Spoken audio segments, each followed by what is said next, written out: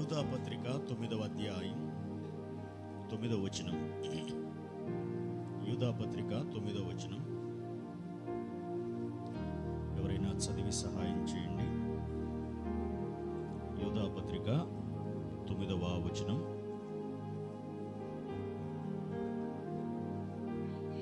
అయితే ప్రధాన దూత అయిన మికాయేలు అపవాదితో వాదించుచు మోషే యొక్క శరీరమును గూర్చి తర్కించినప్పుడు దూషించి తీర్పు తీర్చ తెగింపక ప్రభువు నిన్ను గద్దించునుగాక అనెను. ప్రభువునందు నాకు అత్యంత ప్రియమైన దేవుని బిడ్డలారా, గడిచిన ఏడాది నవంబర్ నెలలో పనామా అనే సెంట్రల్ అమెరికా దేశానికి పరిచర్య కోసం వెళ్ళడం జరిగింది. పనామా అనే దేశం ఎలా ఉంటుందంటే, మధ్యలో భూభాగం ఉంటుంది.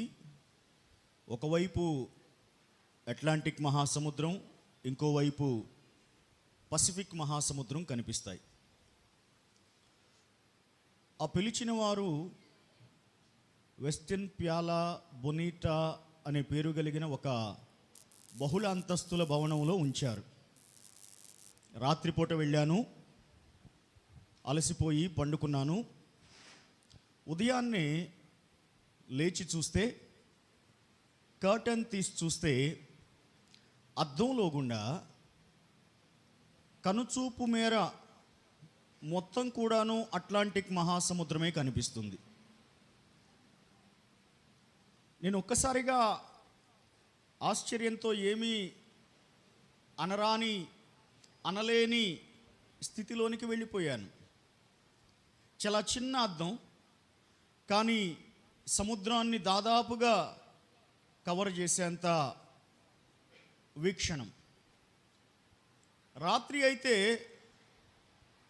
చైనా దేశము నుండి అమెరికా దేశానికి ప్రయాణం చేయవలసిన గూడ్స్, సరుకులు మొత్తం కూడా ఓడ ప్రయాణాల ద్వారా, కంటైనర్స్ ద్వారా ఆ సముద్రం మీద గుండా ప్రయాణం చేస్తాయి. ఆ రాత్రిపూట కంటైనర్స్ మీద రంగురంగులుగా వెలుగుతూ ఉన్నటువంటి బల్బులను చూస్తుంటే, లైటింగ్ చూస్తుంటే, సముద్రం అంతా వెలుగుతో కప్పబడినట్లుగా చూసి ఆనందభరితుడనైపోయాను. సరే, నువ్వు వెళ్ళొచ్చిన పనామా సంగతి ఇప్పుడు ఎందుకు చెప్తున్నావంటే, ప్రకటన గ్రంథం ఒక మహాసముద్రం లాంటిది. ఆ సముద్రాన్ని చూడాలి అంటే ముందుగా యూదా పత్రిక అనే కిటికీ మీకు అర్థం కావాలి. యూదా పత్రిక కానీ అర్థం కాకపోతే, యూదా పత్రికలో నుండి కానీ మీరు ప్రకటన గ్రంథాన్ని చూడకపోతే, ప్రకటన గ్రంథం అని పిలువబడుతూ ఉన్నటువంటి ప్రవచనాత్మకమైన గ్రంథం ఎన్నటికీ అర్థం కాదు. ఈ గ్రంథాన్ని రాసినటువంటి యూదా భక్తుడు చాలా స్పష్టంగా 3వ వచనంలో చెప్తాడు. తను పెన్ను తీసుకొని, కలము తీసుకొని వ్రాయడానికి పూనుకున్నప్పుడు మనసులో ఒక ఆలోచన ఉందంట అతనికి. ఏమిటి ఆలోచన అంటే, విశ్వాసులకు రక్షణ ఎలా కలిగింది, విశ్వాసులకు రక్షణ ఏలాగున అవసరం, రక్షణ వల్ల విశ్వాసులకు కలిగే ప్రయోజనములను గూర్చి వ్రాయవలనని ఆశ కలిగి ఉండగా, అతడు వ్రాయడానికి పూనుకొనగా, వ్రాసే ముందు పరిశుద్ధాత్ముని సహాయం కోసం ఎదురు చూస్తూ ఉండగా, పరిశుద్ధాత్ముడు యూదా రక్షణ గురించి రాయడం మానేసి, ఈ పత్రిక రక్షణ గురించి రాయడం మానేసి, పరిశుద్ధులకు ఒక్కసారే అప్పగింపబడిన బోధ నిమిత్తమై పోరాడమని సంఘాన్ని హెచ్చరిస్తూ రాయమన్నాడు. ఆ సందేశాన్ని పట్టుకొని ఈ పత్రికను 25 వచనాల కింద యూదా భక్తుడు రాశాడు.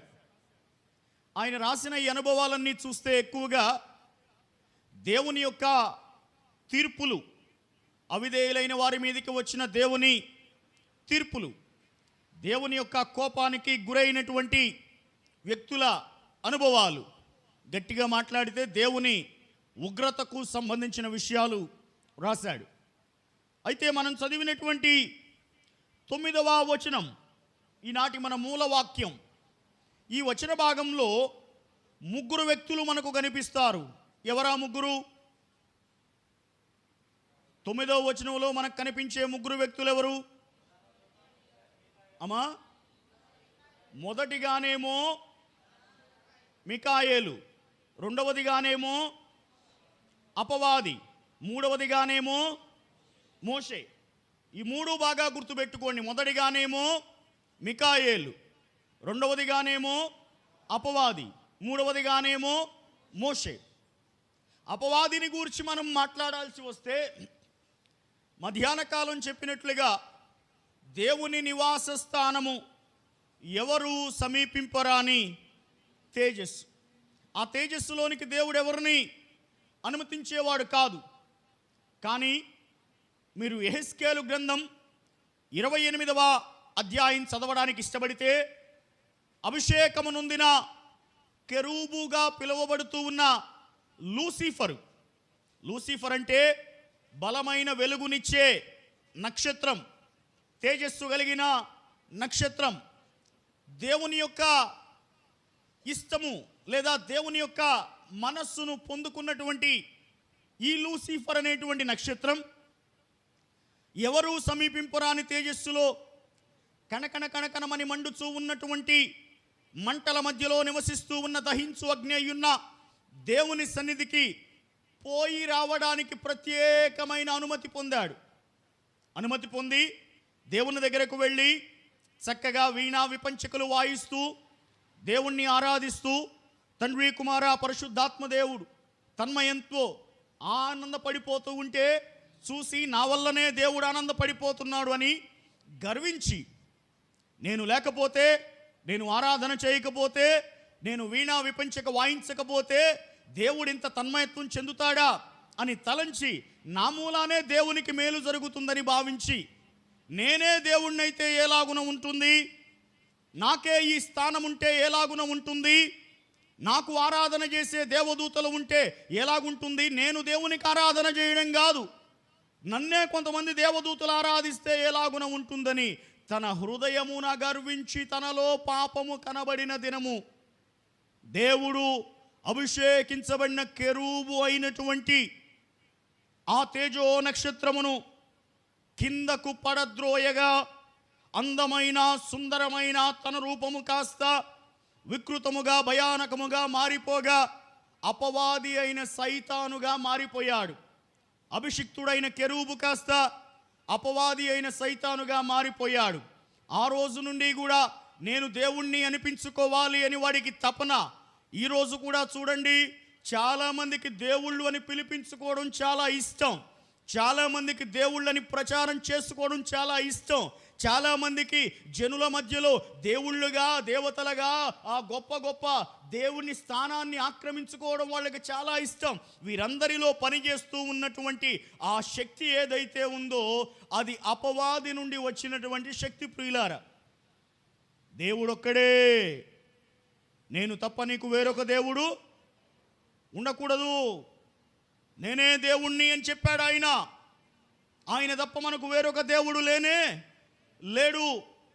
ఆ అపవాది ఆనాటి నుండి కూడా చేస్తూ ఉన్న ప్రయత్నం ఏమిటంటే, నేను దేవుణ్ణి కావాలి, నేను దేవుణ్ణి కాలేకపోని పక్షంలో ఆ దేవుడి ప్రణాళికలన్నీ చెడగొట్టాలి, ఆ దేవుడి కార్యాలన్నీ నాశనము చెయ్యాలి.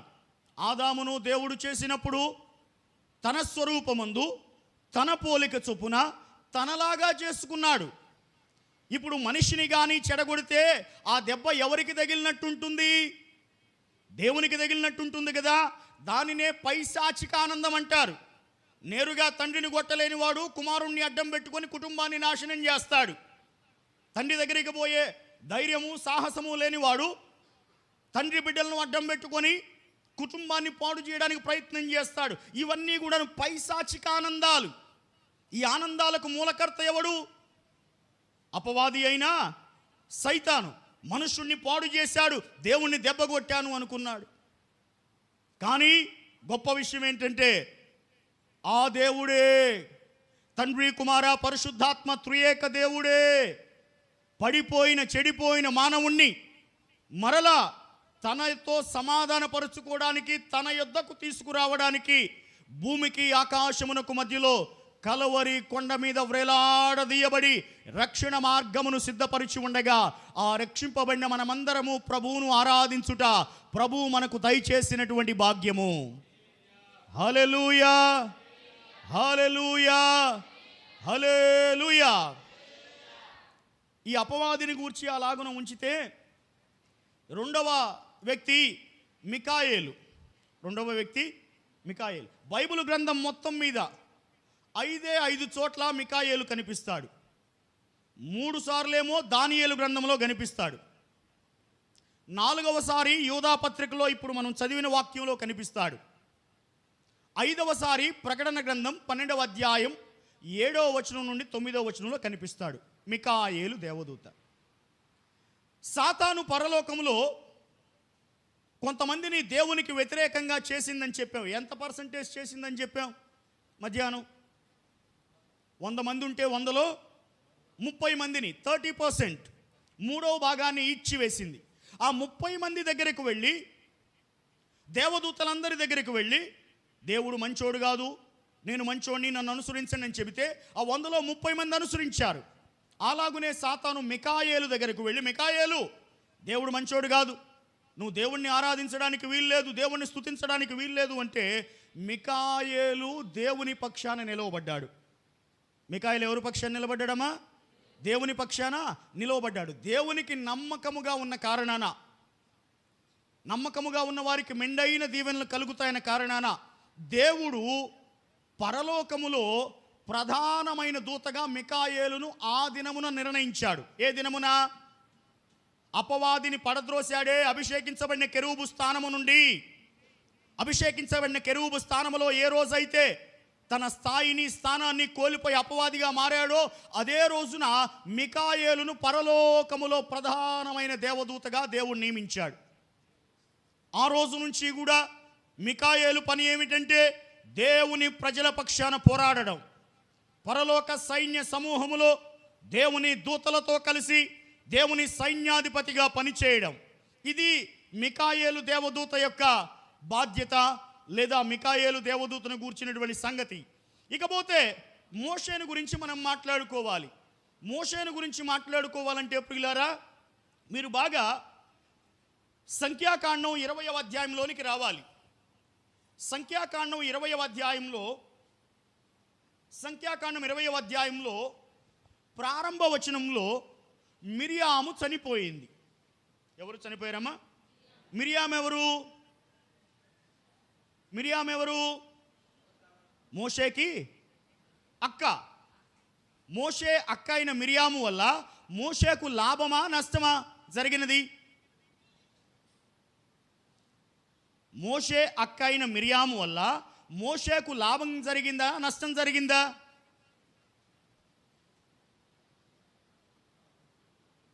లాభమా నష్టమా? లాభం. ఏమిటి ఆ లాభం? చిన్నపిల్లవాడిగా ఉన్నప్పుడు ఫరో కుమార్తె కంటిలో పడడానికి కారణం ఎవరు? మిరియామే కదా. ఫరో కుమార్తె కంటిలో పడిన తర్వాత నేను ఈ పిల్లవాని కొరకు దాదీని తీసుకొస్తానని కన్న తల్లినే తీసుకొచ్చింది ఎవరు? మిరియామే కదా. పెద్దవాడైన తర్వాత ఇశ్రాయేలు ప్రజలందరినీ నడిపించడానికి దేవుని ప్రత్యక్షత పొందిన మోషే వస్తే మొట్టమొదటిగా మోషేను నమ్మింది మిరియామే. తమ్ముడని కాదు, దేవుని ప్రత్యక్షత కలిగిన వాడని నమ్మింది మిరియామే. నమ్మిన కారణానే బైబిల్ గ్రంథములో పాత నిబంధనలో ఉన్న 7 స్త్రీల ప్రవక్తలలో ప్రథమ ప్రవక్తిని ఎర్ర సముద్రం దాటిన తర్వాత అందరూ కూడాను ఆనందంగా పాటలు పాడుతూ ఉంటే ఈవిడ స్త్రీలందరితో కలిసి స్త్రీల సమాజపు కూటములాగా పాటలు పాడి దేవుణ్ణి ఆరాధించిందా లేదా? ఆరాధించింది. అన్నీ చేసిన మిరియాము ఒకసారి అవిధేయతను కనపరిచిన కారణాన దేవుడు బుద్ధి చెప్పినాడు. అటువంటి మిరియాము చనిపోయింది. సంఖ్యాకాండం 20వ అధ్యాయంలో మిరియాము చనిపోయింది. మిరియాము చనిపోయినప్పుడు మోషే అహరోన్లకు బాధ కలుగుతుందా కలగదా? కలుగుతుంది కదా. అక్కంటే ఎవరు?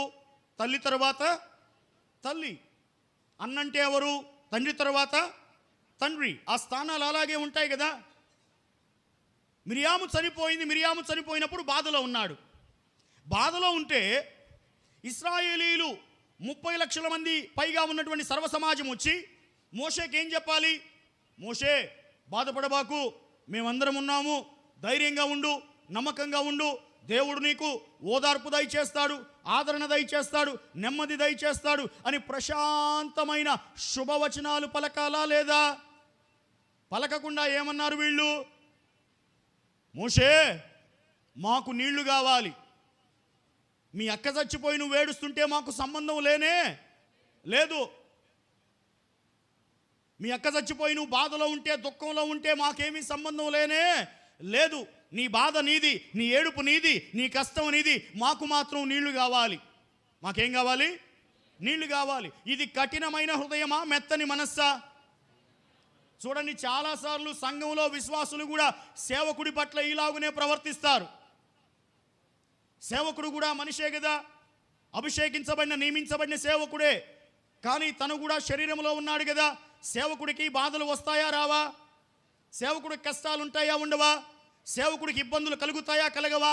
సేవకుడు ఇబ్బంది పడుతున్నాడని తెలిసినా సేవకుడిని బలపరచవలసినటువంటి విశ్వాసుల్లో కొంతమంది బలపరచకుండా ఇంకా మాకేమి చేశాడు పాస్టర్ గారు, మమ్మల్ని ఏం పట్టించుకున్నాడు, ఆయనకి మేమంటే ఎందుకు ఆనతాము అంటే ఏమీ నీ స్వభావం, పాస్టర్ గారు పడే బాధ ఆయన్ని పడని, కానీ మాకు మాత్రం రావాల్సిన ప్రతి ప్రయోజనం ఖచ్చితంగా రావాలి. చూడండి, ఇది దేవుడు నియమించిన పద్ధత. ఇది దేవుడు నియమించిన పద్ధత. సేవకునికి విశ్వాసికి మధ్య ఎటువంటి సంబంధం ఉండాలి? ఏలియా ఎలీషాకు ఎటువంటి సంబంధం ఉంది? 2వ రాజుల గ్రంథంలో, నువ్వు గిల్గాలు వెళ్ళావా, నేను కూడా గిల్గాలు వస్తాను. నువ్వు బేతేలు వెళ్ళావా, నేను కూడా బేతేలు వస్తాను. నువ్వు ఎరుకో వెళ్ళావా, నేను కూడా ఎరుకో వస్తాను. నువ్వు యోర్దాను వెళ్ళావా, నేను కూడా యోర్దాను వస్తాను. ఇదిగో యెహోవా జీవము తోడు, నీ జీవము తోడు, నేను నిన్ను విడువను. ఈ మాట ఏ విశ్వాసి అయితే సేవకునితో చెప్పి సేవకునితో ఏకీభవించిన హృదయం కలిగి నడుస్తాడో అట్టి విశ్వాసిని దేవుడు నమ్మకమైన వానిగా ఎంచి మెండైన దీవెనలు దయచేస్తాడు. హల్లెలూయా, హల్లెలూయా, హల్లెలూయా. సేవకునికి విశ్వాసికి ఉండవలసిన సంబంధంలో ప్రధానమైన పాఠం ప్రియులారా, ఇంకొక మాట ఏమిటంటే, నయోమి తిరిగి వచ్చేస్తుంది. మోయాబు దేశానికి పోయింది, నష్టపోయింది. దేవుడు తన ప్రజలను దర్శించాడని బెత్లెహేములో తెలుసుకొని తిరిగి వచ్చేస్తూ ఉన్నప్పుడు 2 కోడళ్ళు కూడా వెంటబడ్డారు.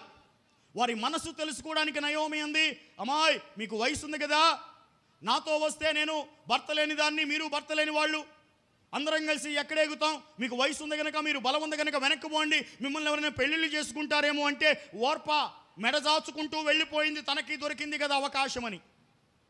కానీ రూతు వెళ్ళిపోమనగానే చాలామంది ఎప్పుడు పాస్టర్ గారు వెళ్ళిపోమంటాడా, 4 నిందలేసి వెళ్ళిపోవచ్చని వెళ్ళిపోవడానికి ప్రయత్నం చేస్తారా, చేయరా? చేస్తారు కదా. పాస్టర్ గారు వెళ్ళిపోమన్నాడు, ఎంత చేశానో, పాస్టర్ గారు వెళ్ళిపోమన్నాడు, ఎంత చేశానో, పాస్టర్ గారు వెళ్ళిపోమన్నాడు. ఎప్పుడు కూడా ఒకవేళ సేవకుడి నోటలో నుండి ఆ మాట వచ్చినా కానీ విశ్వాసి సంఘాన్ని విడిచిపెట్టకూడదు. ఎక్కడైతే బాప్తిస్మం తీసుకున్నారో ఆ సంఘంలోనే చనిపోయేంత వరకు నమ్మకంగా కొనసాగాలి. హల్లెలూయా, హల్లెలూయా. ఎన్ని బాధలు కలిగినా కానీ ఆ సంఘములోనే నమ్మకంగా కొనసాగాలి. అయితే మోషే దగ్గర ఉన్న ఇశ్రాయేలీలకి నమ్మకత్వం లేదు, కృతజ్ఞత లేదు. వాళ్ళు మాకు గింజలు కావాలి, మాకు దానిమ్మలు కావాలి, మాకు ద్రాక్షలు కావాలి, నీళ్లు కావాలని వాళ్ళ ఆశలన్నీ కూడా చెప్తూ ఉన్నారు. దేవుడి దగ్గరికి వెళ్తే దేవుడు ఏమన్నాడు? మోషే ఆ బండతో మాట్లాడు, ఆ బండలోంచి నీళ్ళు వస్తాయని చెప్పాడా లేదా? చెప్పాడు కదా. చెప్పిన తర్వాత మోషే బాధలో ఉన్నాడుగా. ఏ బాధలో ఉన్నాడు? అక్క చనిపోయినా బాధలో ఉన్నాడు. ఆ బాధలో ఉన్న మోషేని ఎవరు ఫ్రస్ట్రేట్ చేశారు? ఎవరు విసిగించారు? ఎవరు బాధ పెట్టారు? ఇశ్రాయేలీలు బాధ పెట్టారు. శరీరంలో ఉన్న మోషే ఫ్రస్ట్రేషన్కి గురైన వాడై, ఇబ్బంది కలిగిన వాడై ఆ ఇశ్రాయేలు ప్రజలను ద్రోహులారా అని పిలిచాడు. ఏమని పిలిచాడమ్మా? ద్రోహులారా అని పిలిచాడు. ద్రోహులారా అని పిలిచి నీళ్ళు వచ్చినాయి, అంతా అయిపోయింది. ఇది ఇట్లా ఉంచి ఈ 20వ అధ్యాయం చివరికి రండి. సంఖ్యాకాండం 20వ అధ్యాయం చివరిలో అహరోను చనిపోతాడు. అధ్యాయం ప్రారంభంలో ఎవరు చనిపోయారమ్మా? మిరియాము చనిపోయింది. అధ్యాయం చివరిలో ఎవరు చనిపోయారు? అహరోను చనిపోయాడు. అహరోను చనిపోతాడని ముందుగా దేవుడు మోషేకు చెప్పాడు. మోషే, నీ అన్న అయిన అహరోను చనిపోతున్నాడు అని. అంతకుముందు ఎవరు చనిపోయారు? అక్క చనిపోయింది. ఇప్పుడు ఎవరు చనిపోతారంట? అన్న చనిపోతాడు. ఇశ్రాయేలు ప్రజలు చూస్తే ఏం చేస్తున్నారు? ఇబ్బంది పెడుతున్నారు కదా. ఇటువంటి బాధ యాజకుడు, నాయకుడు, ప్రవక్త మోషేకి వచ్చిందా రాలేదా? వచ్చింది కదా. ఈ విషయం తెలిసిన వెంటనే మోషే దేవుడిచ్చినటువంటి ధర్మశాస్త్ర గ్రంథమును పట్టుకొని, ఆ ధర్మశాస్త్ర గ్రంథమును పట్టుకొని ఉదయాన ఇంకా సూర్యుడు ఉదయించక మునిపే అహరోను ఉంటున్న గుడారములోనికి వెళ్ళి అహరోనును నిద్రలేపాడు. అహరోను నిద్రలే అంటే తుళ్ళిపడి లేచిన అహరోను ఆశ్చర్యపోయాడు. మోషే, ఏంటి సమయం కాని సమయంలో వచ్చావు నా దగ్గరికి? ఎప్పుడు రావు కదా. ప్రతిరోజు మనం నిర్ణయించుకున్న సమయంలోనే కలుసుకుంటాం కదా. ఇప్పుడు ఎందుకు వచ్చావంటే ఆ ప్రశ్నకు జవాబు చెప్పకుండా మోషే అన్నాడు, అన్నా మనిద్దరం కలిసి కాసేపు వాక్యం చదువుకుందామా అన్నాడు. నిద్రలేపి. ఎవరిని? అహరోన్ని. ఎప్పుడైనా కానీ పాస్టర్ గారు పొద్దున్నే 5ంటికి మీరు నిద్రపోతున్నప్పుడు వచ్చి తలుపు తట్టి, తలుపు తీయగానే పాస్టర్ గారు మీకు కనపడ్డాడు అనుకో, మీరు నిద్రలేచిన మొహంతో ఉన్నారనుకో, పాస్టర్ గారు వెంక ప్రేమగా చూస్తారా, కోపంగా చూస్తారా? ఎందుకు? సరే, ఏదో కష్టకాలంలో వచ్చాడు, ఉదయాన్నే వచ్చాడు, ఏం జరిగిందని పాస్టర్ గారు ఈ టైంలో ఎందుకు వచ్చారంటే, పాస్టర్ గారు నవ్వుతా, అమ్మా ప్రార్థన చేసుకున్నారో లేదో చూసిపోదామని వచ్చాను పొద్దున్నే అన్నాడు అనుకో, అప్పుడు ఎట్టా ఉంటుంది మీకు? ఎట్టా ఉంటుంది? కోపం పీక్స్కి వెళ్ళిద్దా వెళ్ళదా? వెళ్ళదా? ఈయనకేం పని పాట లేదా? ఎప్పుడు దేవుడు దేవుడు దేవుడు అంటాడు. పొద్దున్న 5 గంటలు లేచి గృహదర్శనం చేసి, అది కూడా దేనికంట? ప్రార్థన చేసుకున్నామో లేదో చెక్ చేయడానికి వచ్చాడంట అని కోపం వచ్చిందా రాదా? వచ్చింది. కానీ అహరోనికి ఆ కోపం ఏమీ రాలేదు. సమయం కాని సమయంలో మోషే వచ్చాడు. ఆ మోషే ఎందుకు వచ్చాడో తెలియదు, కానీ వచ్చి ఏమంటున్నాడు? దేవుని వాక్యాన్ని కాసేపు మనం చదువుకుందామన్నా, ధర్మశాస్త్రాన్ని చదువుకుందామన్నా, ధర్మశాస్త్రం చదువుకుందామని ధర్మశాస్త్రం ఆదికాండం ప్రారంభ అధ్యాయం తీయగానే వరుసగా చదువుకుంటూ వెళుతున్నారు. 3వ అధ్యాయానికి రాగానే ఆదాము ఆ వృక్ష ఫలములను తీసుకొని తినెను అనే మాట. అప్పుడు అహరోను ఎదుట మోషే తలగొట్టుకొని, ఆదామా ఎంత పని చేసావయ్యా, ఆదామా ఎంత పని చేశావు, నువ్వు ఆ రోజు నా వృక్ష ఫలము తినకుండా ఉంటే మరణం మనుషుల మీదకి వచ్చేది కాదు కదా. నువ్వు వృక్షఫలం తినిన కారణాన ఇప్పుడు మనుషుల మీదకి ఏమి దాపురించింది? మరణము దాపురించింది కదా. ఆదామా ఎంత పని చేశావని ఏడుస్తూ ఉంటే అహరోనుకు ఎక్కడో అనుమానం మొదలైంది. మోషే ఏం జరిగింది? ఎప్పుడు ఇలా ప్రవర్తించలేదు కదా నువ్వు. ఎప్పుడు ఉదయాన్నే నా గుడారంలోకి వచ్చి దేవుని వాక్యం చదువుదాం అనలేదు కదా. ఆదాముని తిడుతున్నావేంటి? ఆదామును ఎందుకు అలాగా మాట్లాడుతున్నావు అంటే, మళ్ళీ అన్న అడిగిన ప్రశ్నకు జవాబు చెప్పకుండా మోషే అంటాడు, అన్నా మరణం అందరికీ వస్తుందా?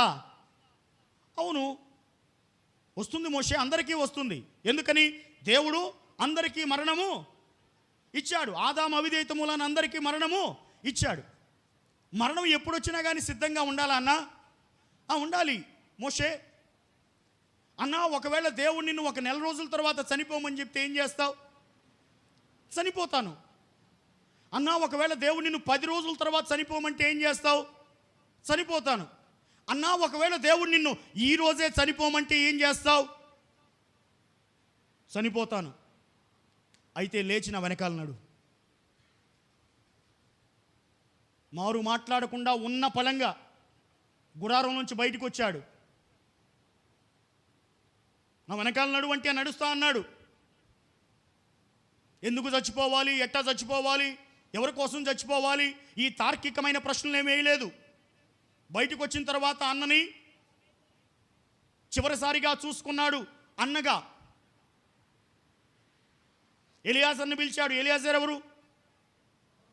అహరోను కుమారుడు. ఎలియాజర్ను పిలిచి, ఎలియాజరు మీ నాన్న ధరించే యాజక వస్త్రాలు గుడారంలోంచి బయటికి తీసుకురా అన్నాడు. యాజక వస్త్రాలన్నీ కూడా తన అన్న అయిన అహరోనుకు తొడిగించాడు. అహరోను యాజక వస్త్రాలన్నీ కూడాను తాను నియమించబడిన దినమున, తాను అభిషేకించబడిన దినమున ఎలాగునైతే రాజవస్త్రములు ధరించినట్లుగా యాజక వస్త్రాలు ధరించాడో, తాను మరణించే దినము కూడా అలాగునే యాజక వస్త్రాలు ధరించాడు. యాజక వస్త్రాలు ధరిస్తే ఇప్పుడు మోషే అంటున్నాడు, అన్నా ధరించిన యాజక వస్త్రాలతో నేను నడిచే మార్గంలో నువ్వు నా వెనకాల అనుసరించినడు. ఎలియాజరు నువ్వు కూడా మీ నాన్న వెనకాల నడు. ముగ్గురు గుడారములో నుంచి బయలుదేరి కొండ ఎక్కుతున్నారు. హూరు కొండ ఎక్కుతున్నారు. ఎవరు ముగ్గురు? మోషే వెనకాల అహరోను, అహరోను వెనకాల ఎలియాజరు. ఈ ముగ్గురు కూడా ఎక్కుతున్నారు. వీళ్ళు ఇలా ఎక్కుతున్న సందర్భాన్ని ధ్యానం చేస్తూ ఉంటే మోరియా పర్వతం మీదకి అబ్రహాము వెనకాల నడుచుకుంటూ పోతున్నటువంటి ఇస్సాకు గుర్తొచ్చాడు. ఇస్సాకు నాన్న రమ్మనగానే వచ్చాడా రాలేదా? వచ్చాడు. కింద కూర్చొని నాన్న ఎందుకు రమ్మంటున్నావు అని అడిగాడా? అడగలేదు. అబ్రహాముకి ఇస్సాకు ఎంత విధేయతను చూపించి మోరియా పర్వతం మీద బలిగా అర్పించబట్టానికి వెళుతున్నాడో, అబ్రహాము కుమారుడేగా ఇస్సాకు, అంటే చిన్నవాడేగా, కాబట్టి విధేయత చూపిస్తాడు. కానీ మోషే కన్నా అహరోను పెద్దవాడు కదా, తన పెద్దరికం కోసం 4 ప్రశ్నలు అడగవచ్చుగా. కాదు, మోషే దైవజనుడు కనుక నేనేమీ అడగకుండా మోషే చెప్పినట్టుగా వింటాను, మోషే వెనక నడుస్తాను అని మోషే ముందు నడుస్తున్నాడు. మోషే వెనక అహరోను నడుస్తున్నాడు. అహరోను వెనక ఎలియాజరు నడుస్తున్నాడు. వీళ్ళు ముగ్గురు కలిసి హూరు కొండ ఎక్కారు. హూరు కొండ చివరి దశకు వెళ్ళిన తర్వాత ఆ చివరి దశలో కొండ మీద అద్భుతమైన గుహ ఏర్పడింది. కొండ మీద అద్భుతమైన గుహ ఏర్పడింది. ఆ గుహలోనికి ఎవరు తీసుకొచ్చి పెట్టారో తెలియదు కానీ ఒక సమాధి పెట్టె ఆ లాగున ఉంచబడింది. ఆ సమాధి పెట్టెలోనికి నువ్వు వెళ్ళి పడుకోవాలి అహరోను అన్నా అని చెబుతూ ఉంటే, ఆ సమాధి పెట్టెలోనికి నువ్వు వెళ్ళి పడుకోవాలి అహరోను అన్నా అనే మాట అంటూ ఉంటే, నీ యాజక వస్త్రాలు మొత్తం కూడా నేను తీసి ఎలియాజరుకు ఒక్కొక్కడిగా తొడిగిస్తాను, చివరిసారిగా నన్ను నీ కొడుకైన ఎలియాజరును చూసుకోమంటే, అహరోను ఆనందంగా విధేయతగా చనిపోవడానికి ఇష్టపడిన వాడై, దేవుని మాటకు లోబడిన వాడై, దైవజనుడైన మోషే మాటకు లోబడిన వాడై వెళ్ళి వస్త్రములన్నీ తీయబడిన తర్వాత, యాజక వస్త్రములన్నీ తీయబడిన తర్వాత వెళ్ళి తన కొరకు గుహలో అద్భుత రీతిలో ఏర్పరచబడిన ఆ సమాధి పెట్టెలో పండుకున్నాడు. పండుకున్న తర్వాత 2 నిమిషాలాగి మోషే అడుగుతున్నాడు, అన్నా ఎట్లా ఉందన్నా ఇప్పుడు? నా కళ్ళు మోసుకుపోతున్నాయి మోషే, ఏం జరుగుతుందో అర్థం కావట్లేదు కానీ నా కళ్ళు మూసుకుపోతున్నాయి. ఇంకొద్ది క్షణాలాగి, అన్నా ఏం జరుగుతుందన్నా? నాకేదో తెలియని పారవశ్యం కలుగుతూ ఉంది, ర్యాప్చరస్ ఎక్స్పీరియన్స్ కలుగుతూ ఉంది మోషే. మళ్ళీ 3వసారి కాసేపు ఆగి అడుగుతున్నాడు, అన్నా ఏం జరుగుతుందన్నా? నేను ఇంతకుముందే ఎందుకు చనిపోలేదా? ఇంతకుముందే ఎందుకు ఈ మహిమను అనుభవించకుండా భూలోకంలోనే ఉన్నానా అని బాధపడుతూ వెళ్ళిపోతున్నాను మోషే అంటే, మోషే ఏడుస్తూ అన్నమాట, అన్నా అక్క మిరియాము చచ్చిపోయినప్పుడు పాతి పెట్టడానికి నువ్వున్నావు, నేనున్నాను, ఇద్దరం ఉన్నాం. ఇప్పుడు నువ్వు చచ్చిపోతే పాతి పెట్టడానికి నేనున్నాను, ఎలియాజరు ఉన్నాడు. రేపు నేను చచ్చిపోతే ఎవరు పాతి పెడతారన్నా? రేపు నేను చచ్చిపోతే ఎవరు బాతి పెడతారు? ఎవరు అడుగుతున్నారు ఈ ప్రశ్న? మోషే అడుగుతున్నాడు. ఆకాశము నుండి ఒక స్వరం వినిపిస్తూ ఉంది, నేనున్నాను. ఎవరు? నేనున్నాను. ఎవరిది స్వరము? ఎవరిది స్వరము? సకల బాధలకు పరిష్కారము చూపించే ఆపద్బాంధవుడైన దేవుడు మాట్లాడుతూ ఉన్నాడు. నేనున్నాను. దేనికి? మోషే, నువ్వు చనిపోతే నిన్ను మట్టి చేయడానికి నేను ఉన్నాను. ఇప్పుడు మోషే చావు దగ్గరికి వెళ్దాం. ఇప్పటి వరకు ఎవరు చావుల గురించి చెప్పాం? మిరియాము, అహరోను వాళ్ళిద్దరూ చనిపోయారు. చనిపోయిన తర్వాత దేవుడు మోషేను కూడా చనిపోమని చెప్పాడు. మోషేను కూడా చనిపోమని చెప్పాడు. మోషేను దేవుడు అనుమతించాడా? కనాను దేశం, వాగ్దాన దేశం చూడటానికి అనుమతించలేదు. నువ్వు దూరం నుండి చూడు అన్నాడు. దూరం నుండి చూశాడు. నువ్వు పలానా మోయాబు దేశంలో ఉన్న పలానా ప్రాంతానికి వెళ్ళు అన్నాడు. వెళ్ళిపోయాడు. ఇదిగో నువ్వు ఈ పర్వత శ్రేణుల్లో, ఈ కొండల మధ్యలో ఒకచాట పండుకొని మరణించబోతున్నావు మోషే అన్నాడు. పండుకొని మరణించబోతున్నావు మోషే అన్నాడు. ఒక్కసారిగా తన కన్నులతో పాలు తేనెలు ప్రవహించే ఆ దేశాన్ని చూశాడు. వెనక్కి తిరిగి తాను 40 సంవత్సరాలు నడిపించిన 30 లక్షల మంది ఇశ్రాయేలు ప్రజల్ని చూశాడు. అందరినీ చూసుకొని సంతోషంగా, ఆనందంగా దేవుడు వెళ్ళమన్న స్థలానికి వెళ్ళి దేవుడు పడుకోమన్న స్థలంలో పడుకున్నాడు. ఆ పడుకున్న తర్వాత మోషే ప్రాణము పైకి వెళ్ళిపోయింది. మోషే ఆత్మ పైకి వెళ్ళిపోయింది. మోషే ఆత్మ పైకి వెళ్ళిపోతే మోషే శరీరం ఎక్కడుంది? మోషే శరీరం ఎక్కడుంది? నేల మీద ఉంది. మోషే ఆత్మ ఎక్కడికి వెళ్ళిపోయింది? మోషే ఆత్మ ఎక్కడికి వెళ్ళిపోయింది? పరలోకం వెళ్ళిపోయింది. చనిపోయిన వాళ్ళు, బాగా వినాలి, చనిపోయిన వాళ్ళు పరిశుద్ధులైతే, దేవునికి ఇష్టలైతే వాళ్ళ ఆత్మను తీసుకెళ్ళడానికి దేవుడు దేవదూతలను పంపిస్తాడు. వాళ్ళ ఆత్మలు తీసుకెళ్ళడానికి దేవుడు దేవదూతల్ని పంపిస్తాడు.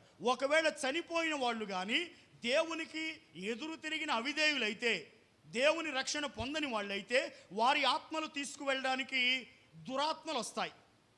వారి ఆత్మలు తీసుకెళ్ళడానికి దురాత్మలు వస్తాయి. మీకు బాగా అర్థం కావడానికి బైబిల్ గ్రంథంలో లాజరు, బీద లాజరు, ధనవంతుడి కథ ఉందా? ఉంది కదా. ఆ ధనవంతుడు బీద లాజరు కథలో మొదట ఎవరు చనిపోయాడు? ధనవంతుడా లాజరా? లాజరా ధనవంతుడా? లాజరు యొక్క ఆత్మను ఎవరు తీసుకెళ్లారు? ఎవరు తీసుకెళ్లారు? దేవదూతలు. ఇప్పుడు ధనవంతుడు కూడా చనిపోయాడు కదా, ధనవంతుడి ఆత్మను ఎవరు తీసుకెళ్ళుంటారు? దెయ్యాలే కదా, దెయ్యాలే కదా.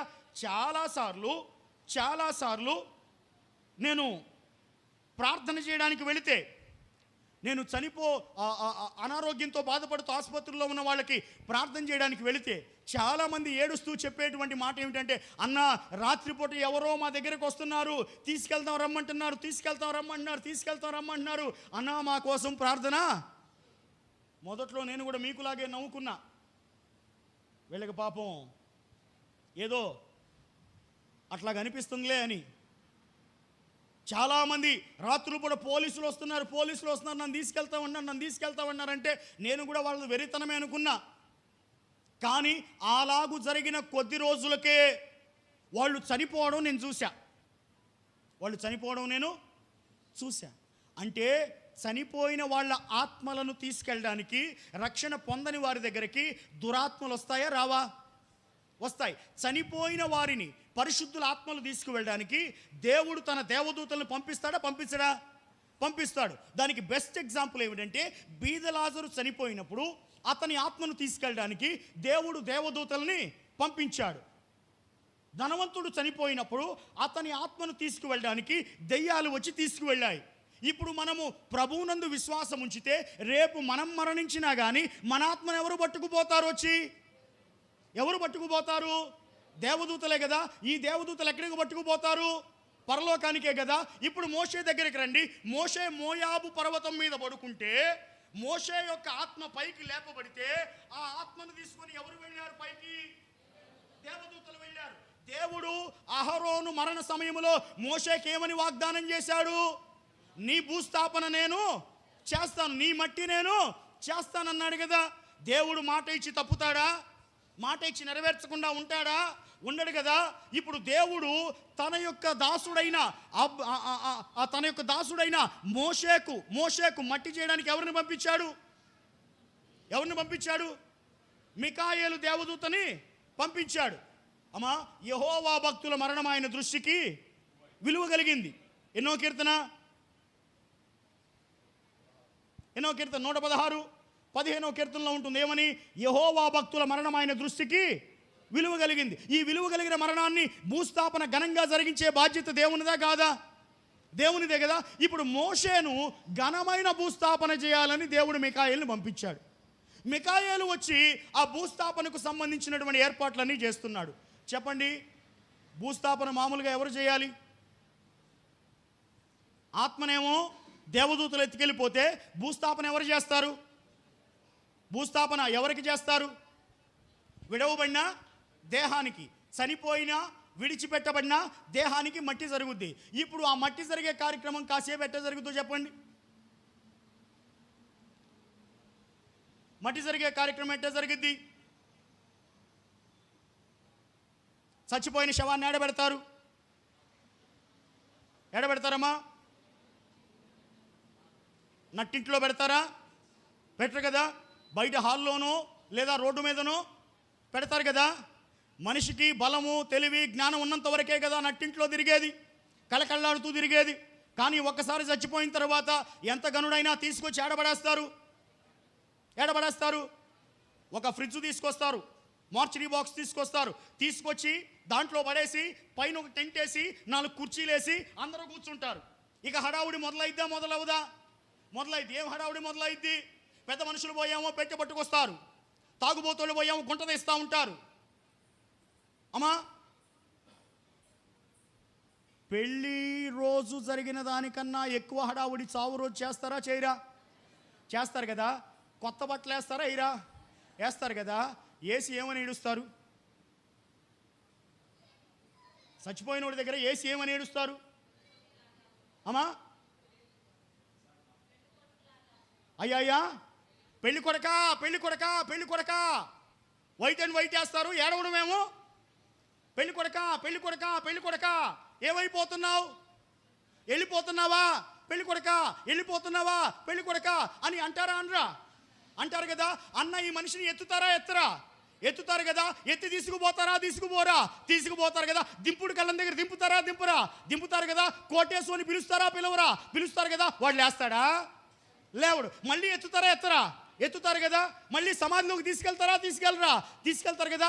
ఆఖరిసారి మూత తీస్తారు కదా. అందరు ముఖం చూస్తారు కదా. తర్వాత పెట్టె మీద మూత వేస్తారు కదా. వేసిన తర్వాత మట్టి పోస్తారు కదా. అంతటితో ఏమైపోయినట్టు? అమ్మా, ఏమి సమాప్తమైంది? భూస్థాపన సమాప్తమైపోయింది.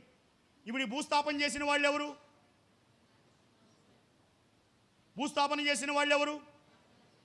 మనుషులే కదా. ఇప్పుడు చిన్న ప్రశ్న అడుగుతాను. భార్య భర్తను బాగా ప్రేమించింది. భర్త మంచిగా భార్యను ఏమీ లేని స్థితి నుంచి మహారాణిలాగా చూసుకున్నాడు. భర్త చచ్చిపోయాడు. నా భర్త నన్ను బాగా ప్రేమించాడు, నన్ను బాగా చూసుకున్నాడు గనక నేను కూడా నా భర్తతో పాటు పెట్టిలో పోతాను, నన్ను పెట్టండి అనిద్దా? సంపాదించాడు, ఆస్తులు సంపాదించాడు. నా భర్త లేనప్పుడు నా ఆస్తి పత్రాలు నాకెందుకు, తీసుకెళ్లి పెట్టిలో పోయి అనిద్దా? అనదు కదా. బంగారం ఏమనిద్దా? అనదు కదా. ఉండా బంగారం అంతా ఊడుస్తారు కదా. మరి ఏమిరా నువ్వు చేసిన మట్టి? మళ్ళీ మామూలుగా చేయలా. ఏంటది? మట్టి మామూలుగా చేయలా. కొంచెం బంగారం అది ఘనమైన మట్టి. 2 పట్టు చీరలు లేక నీ ఆయనకి అది బంగారం, ఘనమైన మట్టి. లేదా నీకు అంత ప్రేమ ఉంటే పోయి పడుకుంటావా? పడుకోవు కదా. అది ఘనమైన మట్టి. నీవు పోయినప్పుడు ఏడ్చెదరే గాని ఎవ్వరు రారయ్యా నీ వెంట. నీవు పోయినప్పుడు ఏడ్చెదరే గాని ఎవ్వరు రారయ్యా నీ వెంట. ఎందరూ ఉన్నాని ఒక్కడివే, ఎందరూ ఉన్నాని ఒక్కడివే, అయ్యో మానవా మాయరా ఇది మాయరా, మాయరా ఇది మాయరా. రాలిపోదువో నీవు కూలిపోదువో, తెలియదురా నీకు ఏ గడియో.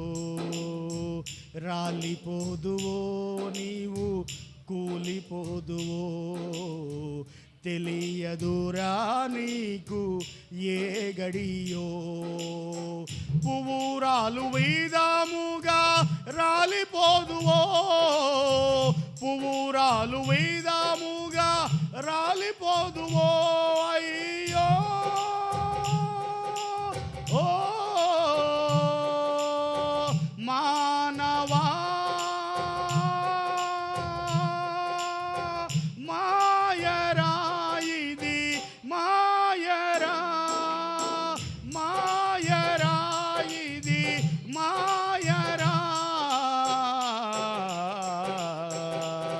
హల్లెలూయా హల్లెలూయా. నువ్వు చనిపోయిన రోజున ఏడుస్తారే తప్ప ఎవరు నువ్వు వెనకాల రారు.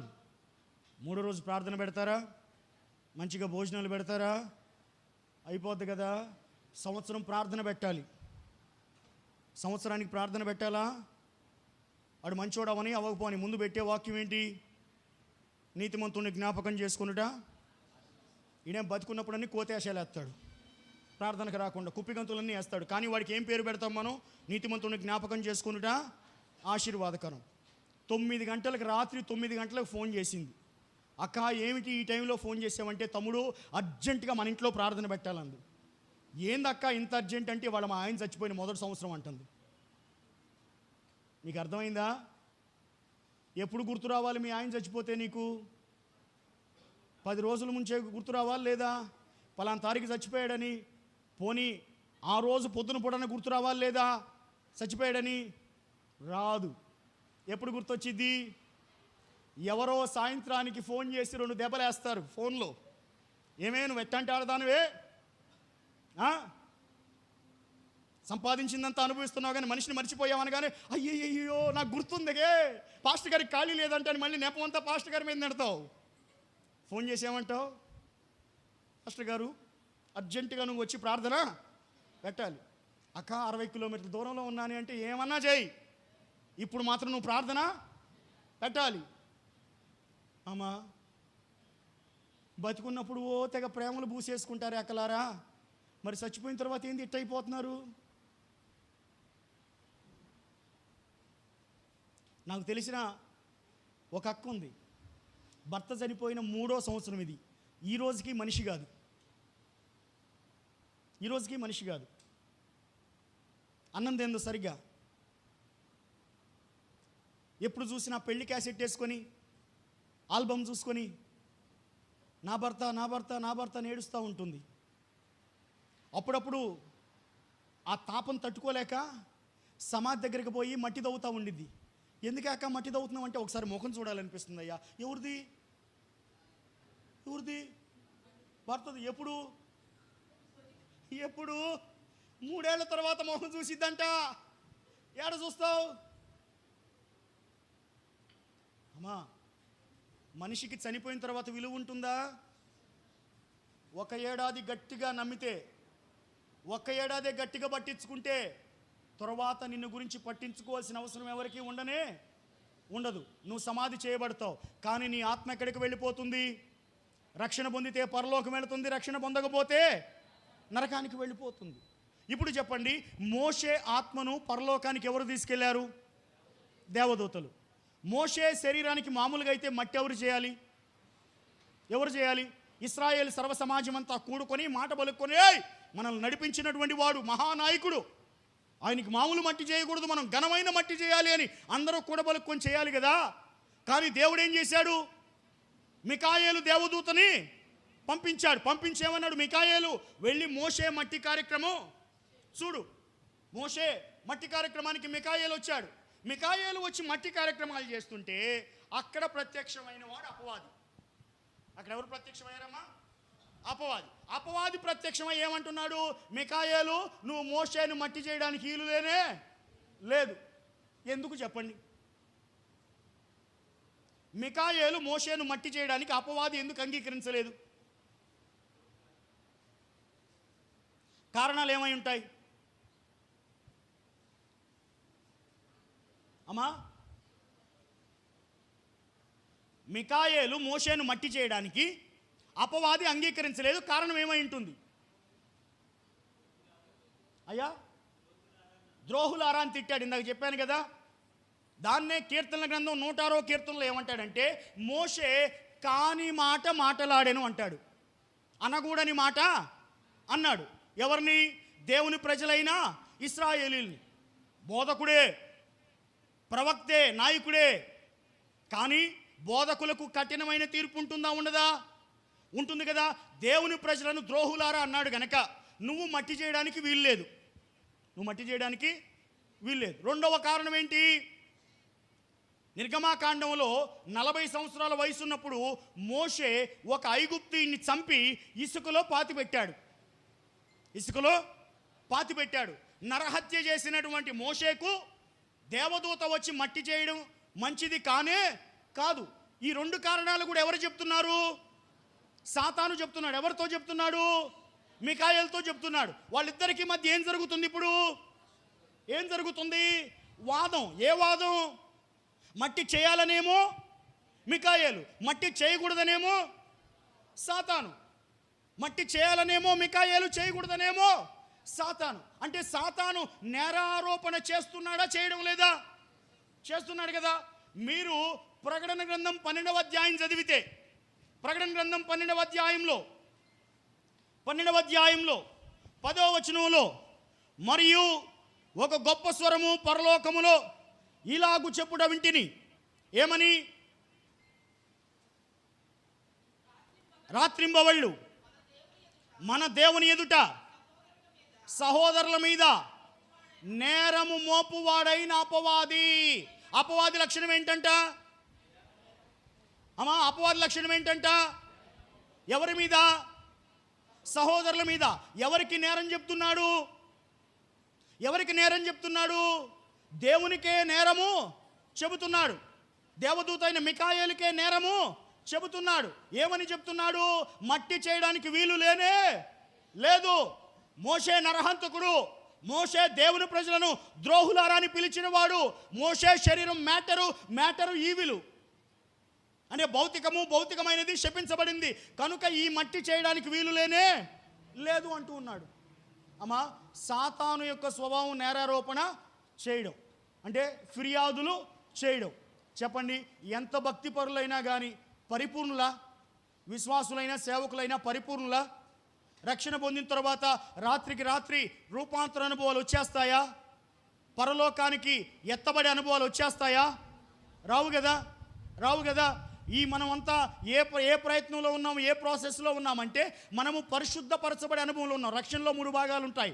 మొదటి భాగమేమో జస్టిఫికేషన్, అంటే నీతిమంతుడిగా తీర్చబట్ట. యేసును నమ్మినవాడు నీతిమంతుడిగా తీర్చబడతాడు. రెండవది బాప్తిస్మం తీసుకొని నీతిమంతుడిగా తీర్చబడిన క్షణం నుండి మరణం వరకు ఉండే కాలం ముందు చూసావా, అది పరిశుద్ధపరచబడే కాలం, శాంక్టిఫికేషన్. రక్షణలో రెండవ భాగం. మూడో భాగం ఉంది చూసారా, మరణించిన తర్వాత పరలోకం వెళ్ళిన తర్వాత దేవుడు మహిమపరుస్తాడు. దాన్ని గ్లోరిఫికేషన్ అంటారు. జస్టిఫికేషన్, శాంక్టిఫికేషన్, గ్లోరిఫికేషన్, ఈ 3 పూర్తయితేనే రక్షణ సంపూర్ణమైనట్లు లెక్క. ఇప్పుడు మనమందరం ఏ స్థానంలో ఉన్నాం చెప్పండి? రక్షణ పొందారా? బాప్తిస్మం పొందారు కదా. అంటే మీరు ఏ స్థానం దాటారు? నీతిమంతులుగా తీర్చబడ్డారు కదా. మీరందరూ నీతిమంతులుగా తీర్చబడ్డారు కదా. మిమ్మల్ని నీతిమంతులుగా చేసిన దేవునికి స్తోత్రం చెప్పండి. హల్లెలూయా, హల్లెలూయా.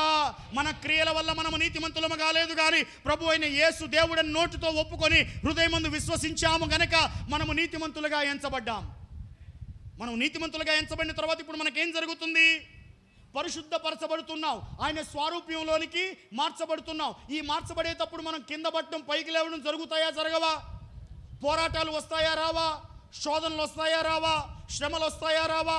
వచ్చేటప్పుడు మనము కొన్ని చేయకూడని పనులు లేదా దేవునికి అయిష్టమైన పనులు చేస్తామా, చేయమా? చేస్తాం కదా. ఈ పనులన్నిటినీ కూడా లెక్క కట్టుకొని రాసుకొని దేవుడి దగ్గరికి పోయి ప్రతిరోజు కంప్లైంట్ చేస్తాడు. ఎవరు? అపవాది అయినా సాతాను. ప్రతిరోజు పోయి కంప్లైంట్ చేస్తాడు. ఏమని కంప్లైంట్ చేస్తాడు? చూసావా నీ బిడ్డ అంట ఇవాళ ఏం చేశాడో చూసావా? నీ బిడ్డంట ఇవాళ ఎలా ప్రవర్తించాడో చూసావా? నీ బిడ్డంట ఎలా అవమానకరంగా చేశాడో చూసావా? దీనినే నేరారోపణ చేయువాడైనా అపవాది ఏం చేస్తున్నాడు? నేరారోపణ చేస్తూ ఉన్నాడు. ఇప్పుడు యోబు గ్రంథంలో కూడా మొదటి అధ్యాయంలో ఏమని నేరారోపణ చేశాడు? యోబు గ్రంథం మొదటి అధ్యాయంలో ఏమని నేరారోపణ చేశాడు? అతడు ఊరకనే యథార్థవంతుడయ్యాడా, ఊరకనే నీతిమంతుడయ్యాడా, ఊరకనే భక్తిపరుడయ్యాడా? నువ్వు కంచె వేసావు గనక అదే నీ కంచె తీసేస్తే యథార్థవంతుడు కానే కాదు. అంటే అతన్ని నేరారోపణ చేస్తున్నాడా, చేయడం లేదా? చేస్తున్నాడు కదా. మీరు జాగ్రత్తగా జకరియా గ్రంథం 3వ అధ్యాయం చదవాలి. జకరియా గ్రంథం 3వ అధ్యాయం ప్రారంభ వచనం నుండి చదవాలి.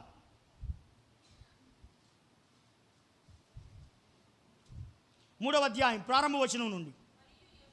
మరియు యెహోవా దూత ఎదుట ప్రధాన యాజకుడైన యెహోషువ నిలవబడ్డాడు. సాతాను ఫిర్యాది అయి అతని కుడిపార్శ్వ నిలబట్టయు అతడు నాకు కనపరిచెను. సాతాను, యెహోవా నిన్ను గద్దించును, యెరూషలేమును కోరుకొని యెహోవా నిన్ను గద్దించును. ఇతడు అగ్నిలో నుండి తీసిన కొరివి వలె ఉన్నాడు కదా అని యెహోవా దూత సాతానుతో అనెను. చాలు. ఇక్కడ సన్నివేశం ఏంటంటే, దేవాలయంలో పనిచేసేటువంటి ప్రధాన యాజకుడి పేరు యెహోషువ. యెహోషువ అనగానే మనకు బాగా ఎవరు గుర్తొస్తారు? యెహోషువ అనగానే ఎవరు గుర్తొస్తారు బాగా మనకి? ఎరికో గోడలు కూల్చిన మోషే ఉంటాడు కదా. మోషేనా? మరి చెప్పరే, ఆయన చెప్పుకుంటాడనే. ఎరికో గోడలు కూల్చింది ఎవరు? యెహోషువ కదా. యెహోషువ అనగానే మనకు ఎవరు గుర్తొస్తారు? ఆయనే గుర్తొస్తాడు కదా. ఆయన కాకుండా జకరియా కాలంలో యెహోషువ అనే ఒక ప్రధాన యాజకుడు ఉన్నాడు. యెహోషువ అనే ఒక ప్రధాన యాజకుడు ఉన్నాడు. ఆ ప్రధాన యాజకుడు యాజకత్వ బాధ్యతలు చేస్తున్నాడు. సంవత్సరానికి ఒక మారు అతి పరిశుద్ధ స్థలంలోకి వెళ్ళొస్తున్నాడు. కానీ అతనికి మలినం అంటుకుంది. ఏమంటుకుందమ్మా? మలినం. అతడి వస్త్రాలు మలినం కాదు, అక్కడ అతని క్రియలు మలినమైనాయి, అతని కార్యములు మలినమైనాయి. మలినమైన క్రియలు, మలినమైన కార్యములు చేస్తూ ఉన్నటువంటి ఆ యెహోషువ ప్రధాన యాజకుడిగా ఉంటే, ఆ యెహోషువ ఎదుట ఎవరు నిలవబడ్డారు? కరెక్ట్గా చదవాలి వాక్యం. ఆ యెహోషువ ఎదుట ఎవరు నిలవబడ్డారు? యెహోవా దూత నిలవబడ్డాడు. యెహోషువ ఇక్కడున్నాడు, యెహోషువ ఎదురుగా యెహోవా దూత నిలవబడ్డాడు. ఆ యెహోషువ కుడిపార్శ్వన ఎవరు నిలవబడ్డారు? సాతాను నిలవబడ్డాడు. సాతాను నిలవబడి ఏం చేస్తున్నాడు? యెహోషువ మీద ఫిర్యాదు చేస్తున్నాడు. ఏమని ఫిర్యాదు చేస్తున్నాడు? నువ్వు యెహోవా దూతవి, నువ్వు వచ్చి ఈ ప్రధాన యాజకుడిని యెహోషువ సముఖంలో నిలబట్టవేంటి? ఇతనేమన్నా మంచోడా? ఇతనేమన్నా గట్టోడా? ఇతనేమన్నా పరిశుద్ధుడా? నీ కళ్ళకు కనపట్టలేదా? అతని మలిన వస్త్రాలు కనపట్టలేదా? అతని క్రియలు కనపట్టలేదా? అతని కార్యాలు కనపట్టలేదా? నువ్వు వచ్చి అతని ముందు నిలవబట్టడానికి అతడు అర్హుడు కానే కాదు. వీళ్ళని అర్థమవుతుందా? సాతాను ఎప్పుడు కూడా మనల్ని దేవుని ఎదుట, దేవదూతల ఎదుట నెగిటివ్ చేయడానికే ప్రయత్నం చేస్తూ ఉంటాడు, నేరారోపణ చేస్తూ ఉంటాడు, ఫిర్యాదు చేస్తూ ఉంటాడు. అలా ఫిర్యాదు చేస్తూ ఉన్నప్పుడు, నేరారోపణ చేస్తున్నప్పుడు తన యందు భయభక్తులు కలిగిన వారిని దేవుడు ఎన్నడైనా సాతానుకు విడిచిపెట్టాడా? సాతానుకు విడిచిపెట్టాడా? నేరారోపణ చేస్తున్నావు, నిజమేలే సాతానా, ఈ బిడ్డను నేను వదిలేస్తున్నానని చెప్పాడా? చెప్పలేదు. నువ్వు ఎన్ని తప్పులు చేసినా, నీ తప్పులు ప్రతిరోజు సాతాను తీసుకెళ్ళి దేవునికి చెప్పినా, నీ తప్పులు దేవుడు మోస్తూనే ఉన్నాడా? కనపడకుండా కాస్తూనే ఉన్నాడా? ఉన్నాడా? అర్థమవుతుందా? దేవుడు నువ్వు చేస్తున్నటువంటి ఆ పాపములను, ఆ నేరములను నీ మీదకి రానివ్వకుండా, అపవాదికి నీ మీద ఆధిపత్యం ఇవ్వకుండా నీకు దూతలను కాపుదలగా ఇస్తున్న విషయం నువ్వు గ్రహించగలుగుతున్నావా? నువ్వు భూలోకంలో బ్రతుకుతున్నావు కానీ నీ కంటికి కనిపించకుండా ఆత్మీయ పోరాటం జరుగుతున్న అంతరిక్షపు అనుభవాలు ఎప్పుడైనా ధ్యానం చేశావా? నీకు తెలియకుండానే ఒక పక్కన సాతాను, ఇంకొక పక్క దేవదూతలు నీ ఆత్మ కోసం పోరాటం చేస్తున్న సంగతి నీకు ఎప్పుడైనా అర్థమవుతుందా? భూలోకంలో బ్రతుకుతున్న మనము ఈ లోక ఈతి బాధలతోనే పడిపోతున్నాం తప్ప, మీరు యథార్థంగా దేవునికి ప్రార్థన చేయండి. మీ ఆత్మ కోసం పోరాడుతున్నటువంటి సాతాను, దేవదూతల అనుభవాలు మీకు తెలుస్తాయి. ఈ రెండు అనుభవాలు చూడండి. గొడవ జరుగుతూ ఉంది మికాయేలుకి, సాతానికి యూదా పత్రికలో. అప్పుడు ఏమన్నాడు మికాయేలు? సాతానును చూచి మికాయేలు ఏమన్నాడు? ప్రభువు నిన్ను గద్దించునుగాక, ప్రభువు నిన్ను గద్దించునుగాక. జకరియా గ్రంథంలో యెహోవా దూత ఏమంటున్నాడు? జకరియా గ్రంథంలో, సాతాను, యెహోవా నిన్ను గద్దించునుగాక. నేరారోపణ చేయడానికి వస్తున్న సాతాను, యెహోవా నిన్ను గద్దించునుగాక. విశ్వాసుల మీద ఫిర్యాదు చేయడానికి వస్తున్న సాతాను, యెహోవా నిన్ను గద్దించునుగాక. ప్రభు నిన్ను గద్దించునుగాక. నువ్వు ఎన్ని నేరాలు చేస్తూ ఉన్నా, ఎన్ని అవిధేయత కార్యాలు చేస్తూ ఉన్నా, దేవుడు నిన్ను కోడి రెక్కల కింద పిల్లలను కాపాడినట్టు కాపాడుతూ నీ మీద నేరాలు చేస్తూ ఉన్నటువంటి, నేరాలు మోపుతున్నటువంటి సాతానును గద్దిస్తున్న ఆ దేవుని ప్రేమ నీకు అర్థమవుతుందా? హల్లెలూయా, హల్లెలూయా, హల్లెలూయా. ఇందులో దేవుని ప్రేమ దాగి ఉన్నది ప్రియులారా. ఎన్ని మార్లు మనం ఆయనకు దుఃఖము కలిగించినా, ఆయాసకరమైన మార్గములలో నడిచినా, పాపములు చేసి ఆయన కుమారుని రక్తమును కాళ్లతో తొక్కినా, ఇంకొక అవకాశం ఇస్తూ ఇస్తూ ఇస్తూ ఇస్తూ ఇస్తూ ఆయన మనలను రెక్కల కింద కాపాడుతూ కాపాడుతూ కాపాడుతూ మనకు నేరారోపణ చేస్తూ ఉన్న, ఫిర్యాదులు చేస్తూ ఉన్న సాతానును దేవుడు గద్దిస్తూ ఉన్నాడు. సాతానును దేవుడు గద్దిస్తూ ఉన్నాడు. ఇప్పుడు మనం ఏం చేయాలి? ఈ ఆత్మీయ పోరాటం జరుగుతూ ఉందక్క, మనం ఏం చేయాలి?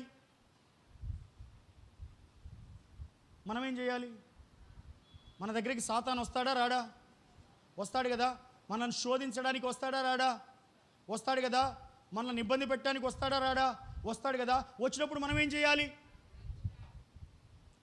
ఇంకొక ప్రశ్న అడుగుతా, ప్రసంగంలో లోపలికి వెళ్ళక ముందు ఒక ప్రశ్న అడుగుతాను, ఆ ప్రశ్నకు జవాబు చెప్పండి. అసలు మోషే యొక్క మట్టిని సాతాను ఎందుకు అడ్డుకోవాలనుకున్నాడు? కారణాలు చెప్పాం. అతని ఉద్దేశం ఏంటి మట్టిని అడ్డుకోవడం వల్ల? మోషే యొక్క మట్టి జరగకుండా ఉండటం వల్ల సాతానుకు కలిగే ప్రయోజనం ఏంటి అమ్మా? మోషే ఎక్కడ సమాధి చేయబడ్డాడో ఈ రోజుకి తెలుసా? మోయాబు ప్రాంతంలో అన్నారు.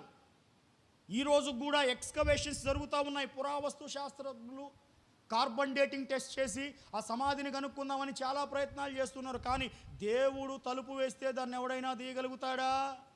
దేవుడు దాచి ఉంచితే దాన్ని ఎవడైనా బట్టబయలు చేయగలుగుతాడా? చేయలేడు కదా. మోషే యొక్క సమాధి ఎక్కడ ఉందో ఈ రోజు వరకు ఎవరికీ తెలియదు. ఒకవేళ ఆ రోజు కానీ మికాయేలు దేవదూత సాతానును గద్దించకుండా వెనక్కి వెళ్ళిపోయింటే, సాతాను మోషే శరీరాన్ని తీసుకొని ఇశ్రాయేలు ప్రజల మధ్యలోకి వెళ్ళి, ఇదిగో మీ నాయకుడు, ఇతనికి మీరు మట్టి చేయండి, సమాధి చేయండి అని ఇశ్రాయేలుకి అప్పగించేవాడు. అప్పగిస్తే ఏమయ్యేది?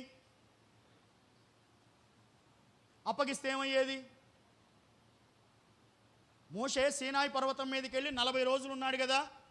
ఉంటే కిందేం జరిగింది? మోషే వచ్చేంత వరకు గడగడా వణుకుతూ, భయముతో, భక్తితో అందరూ సత్ప్రవర్తన కలిగిన వారై కూర్చున్నారా? లేదు కదా. ఏం జరిగింది? మోషే సీనాయి కొండ మీద దేవునితో మాట్లాడుతూ ఉంటే, దేవునితో సహవాసం చేస్తూ ఉంటే, అన్నపానములు మరిచి దేవుని సన్నిధిని ఆస్వాదిస్తూ ఉంటే, కింద వీళ్ళు ఏం చేశారు? బంగారం తీసుకొని, పోత పోసుకొని, ఒక దూడను చేసుకొని ఏమంటున్నారు? ఓయి ఇశ్రాయేలును నడిపించిన దేవుడవు నీవే. ఐగుప్తులో నుండి బయటకు తీసుకువచ్చిన వాడవు నీవే. ఎవరంట తీసుకొచ్చింది? ఎవరు? ప్రతిమా స్వరూపమట. ఎవరు? మనుషుల చేత పోత పోయబడినదట. ఎవరు? సృష్టించబడినదట. ఒక దూడకే మీరు అంత ఆధిక్యతనిచ్చారే, ఒకవేళ మోషే కానీ ఇశ్రాయేలీల చేతికి దొరికితే, మోషేకి కానీ ఇశ్రాయేలీలు మట్టి చేస్తే, మోషే సమాధి కానీ ఘనంగా ఎంచబడితే, ఈ రోజు కూడా మోషేను దేవుడిలా కొలుస్తారా కొలవరా? కొలవరా? గట్టిగా మాట్లాడితే ఏమంటారు? అసలు మోషే ఇశ్రాయేలీలను ఐగుప్తులోంచి బయటికి తీసుకొచ్చిన వాడవు నీవే. ఎవరిని మర్చిపోతారు? దేవుని మర్చిపోతారా? మర్చిపోతారు కదా. అందుకోసం దేవుడు ఏం చేశాడు? ఆ సమాధి ఎక్కడ ఉందో ఎవరికి తెలియకూడదని చెప్పి దేవుడు తన భక్తుడైన మోషే మరణాన్ని విలువగలిగినదిగా ఎంచి మికాయేలు దేవదూతను పంపించి మోషేకు మట్టి చేశాడు. ఈ మట్టి చేస్తే ఈ దేవుడి కార్యం అడ్డుకోవడానికి సాతాను వచ్చేమంటాడు? మోషే మంచోడు కాదు, మోషే ద్రోహులారా అన్నాడు, మోషే నరహత్య చేశాడు, కాబట్టి మోషేకు మికాయేలు మట్టి చేయడం మంచిది కాదు అంటాడు. అంటే అపవాది దేవుని ప్రజలను దేవుని మీదకి రెచ్చగొట్టాలని కుయుక్తిగా పనిచేస్తున్న విధానాలు మీకు అర్థమవుతున్నాయా? అర్థమవుతున్నప్పుడు మనం ఏం చేయాలి? అపవాది మన దగ్గరకు కూడా ఇలాగునే వచ్చి మన చెవిలో ఏదో చెప్పాలని ప్రయత్నం చేస్తున్నప్పుడు, దేవునికి నీకు మధ్య ఎడబాటు కలిగించాలని ప్రయత్నం చేస్తున్నప్పుడు, నిన్ను దేవుని నుండి దూరం చేయాలని ప్రయత్నం చేస్తున్నప్పుడు, దేవుని సన్నిధి అనుభవించకుండా చేయాలని ప్రయత్నం చేస్తున్నప్పుడు, దేవుని ప్రేమలో నుండి వేరుపారిన అనుభవంలో నుండి నిన్ను బయటకు లాక్కు రావాలని ప్రయత్నం చేస్తున్నప్పుడు నువ్వేం చేయాలి? అపవాది నీ దగ్గరికి వచ్చినప్పుడు ఏం చేయాలి? రావమ్మ అపవాది కూర్చోవమ్మని కుర్చీ వేస్తావా? అయ్యో కదా. లేకపోతే ఎందుకు వచ్చావో చెప్పు అని మాట మంతి కలపవు కదా. నేను మధ్యాహ్నకాల సమయంలో చెప్పాను, అపవాదితో ఎన్నడూ కూడా నువ్వు వాదం పెట్టుకోకూడదు. ఎందుకని? అపవాది యొక్క అనుభవం ఎంత, మన అనుభవం ఎంత? అపవాది యొక్క వయసు ఎంత, మన వయసు ఎంత? కాబట్టి అపవాదితో మన అనుభవం పెట్టుకోకూడదు, వాదం పెట్టుకోకూడదు. అపవాది దగ్గరకు వస్తుంటే చాలు ఏం చేయాలి మనం? అపవాది దగ్గరకు వస్తుంటే చాలు ఏం చేయాలి? అపవాదిని ఎదిరించాలి. అపవాదిని ఏం చేయాలమ్మా? ఎదిరించాలి. ఎలాగుని ఎదిరించాలి? మోకాళ్ళ కన్నీళ్ల ప్రార్థన అనుభవంతో అపవాదిని గద్దిస్తే వాడు నీ యొద్ద నుండి పారిపోతాడు. హల్లెలూయా. యేసు బాప్తిస్మం పొందిన తర్వాత అపవాది వచ్చినప్పుడు యేసు ఏం చేశాడు?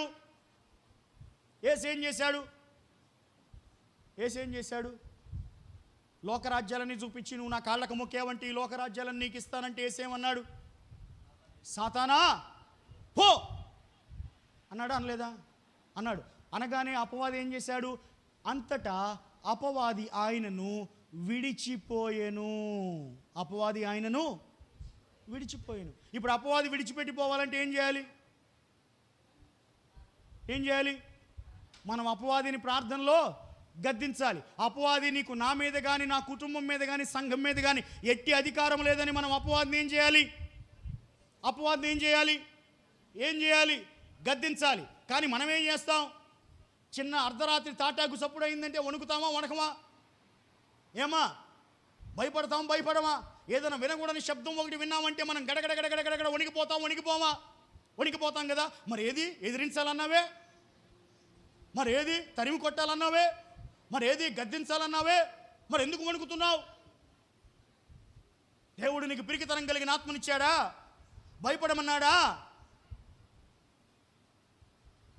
పిరికితనం కలిగిన ఆత్మనిచ్చి భయపడి గడగడ వణకమన్నాడా? లేదు కదా. మరి చెప్పడమేమో నేను తరిమి కొడతా అని చెప్తున్నావే. మరి అర్ధరాత్రి లేచి ప్రార్థన చేస్తూ సాతానును తరిమి కొట్టవలసిన ధైర్యము, తెగింపు నీకు పరిశుద్ధాత్ముని ద్వారా కలగడం లేదా? కలగాలి కదా. విశ్వాసి ఆత్మీయంగా ఎదుగుతూ ఉన్నప్పుడు ఏ అనుభవంలోకి రావాలి? అంధకార చీకటి సంబంధ శక్తులతో పోరాటం చేసే అనుభవంలోకి రావాలా లేదా? నరుల విషపు చూపుల మీద విజయాన్ని సాధించేంత పోరాట అనుభవంలోనికి రావాలా లేదా? శత్రువుల మీద, దుష్టుని కార్యముల మీద విజయం సాధించే అనుభవంలోనికి రావాలా లేదా? రావాలి కదా.